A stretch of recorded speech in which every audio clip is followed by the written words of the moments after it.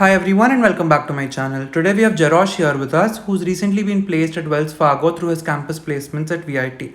So he's here to share his interview experience with us. Before we talk to him, let's look at the eligibility criteria for this company.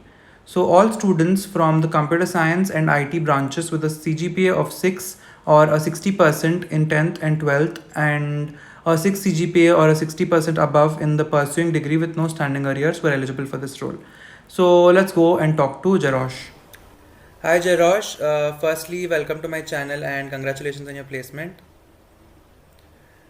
Thank you. Thank So, you for inviting me to this channel too. yeah. So would you like to introduce yourself first? Sure. Hi everyone. I'm Gerosh George. I'm currently in my fourth and final year pursuing computer science and engineering from Vellore Institute of Technology, Chennai campus. Okay. And recently I got an offer from Wells Fargo through the on-campus placement. Okay. That's all about it. Okay. Thank you for introducing yourself. You can now tell us about the placement process, how many rounds were there, and what they comprised of. Yeah, sure. So first of all, the company overview came to the campus. So they discussed about the job role and everything. So we had to apply through our new pad portal. Okay. So after that, our apply list was generated by the VIT itself, comprising of all the applied students. But the pre-placement and the online test happened little late.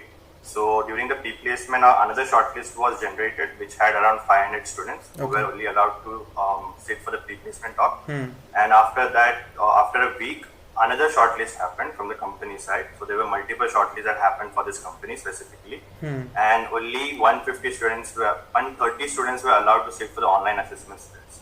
Okay. This was something strange which happened with this company particularly. So I saw a trend that very high CGPA pointers were selected for the online assessment test. Right. So I think so CGPA had a very high weightage for this company's online selection process. So the online assessment test pattern was that I had three sections. The first section was comprising of the verbal reason, and the second was about the business analytics. So there were some questions on the statistics using business data, and the third was coding questions, which had two questions. And for me, both of the questions were related to array manipulation. Okay. So I was able to pass all the test cases for the first question, and in the second one, out of the 15, I was able to pass 13 of them. Okay. And this was a time-bound test, so timing was also having a weightage. So we had to make sure that we were able to submit everything in time, and if we are able to submit it earlier, we might get extra points. Okay. So I think so that was one of the reasons why I got selected for the interview process also. Because I completed my process, the entire test like 5 minutes earlier or something. Okay. Even though my two test cases were not passed, still I was selected for the interview. So that's one thing to keep a note of. And after that, after a day, another list was generated for the interviews.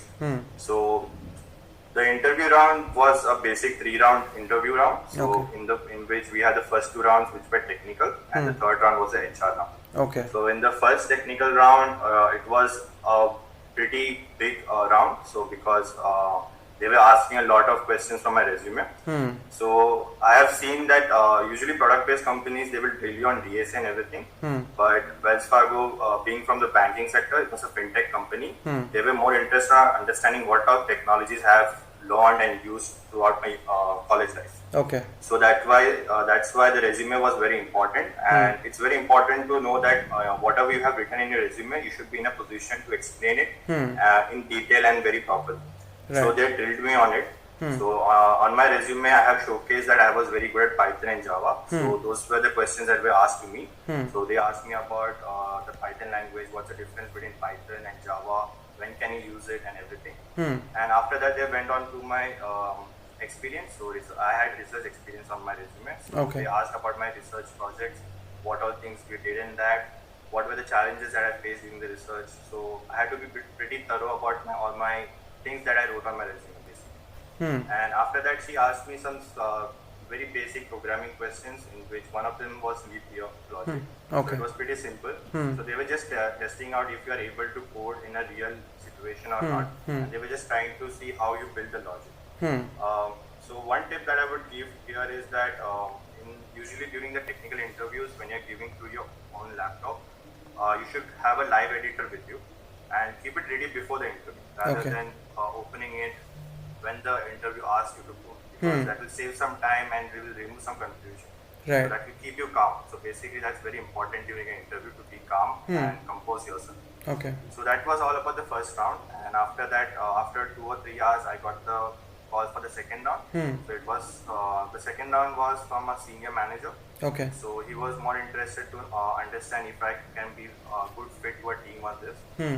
So first of all, he asked me to introduce myself. So after that, we went on to ask to discuss something on data structures. So this was not something that he was asking me a coding question and to explain him a code, but rather it was more theoretical side. So he asked me what is data structures, how do we use it in a real life, and he then asked me if there are no data structure, will we be able to program a code. So basically, he went more on theoretical side rather than practical implementation. Okay.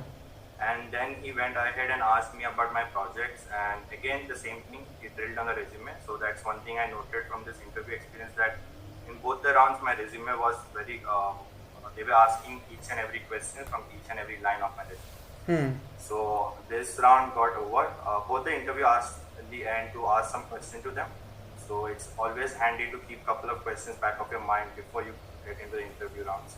And after that, the HR round happened pretty late, so we were all anxious for the entire day.